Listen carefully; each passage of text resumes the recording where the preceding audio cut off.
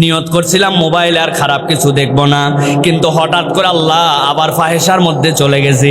রাস্তায় বের হওয়ার সময় নিয়ত করে চক্ষু নিচে নামায় যাব, কিন্তু চক্ষু তোলার পরে চোখের গুনাহ হয়ে গেছে, কানের গুনাহ হয়ে গেছে, আল্লাহ আমি ফাহেসা করে ফেলেছি।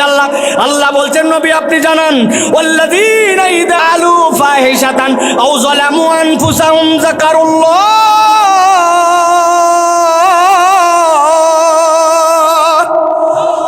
ওই বান্দাগুলার যখনই মনে হয়েছে আল্লাহ আমার গুনাহ হয়ে গেছে, আল্লাহর স্মরণে চলে আসছে, আল্লাহ বলছেন ফাস্তাগফিরু লিযুনুবিহিম, তুমি আল্লাহর কাছে তোমার গুনার জন্য ইস্তেগফার করেছো।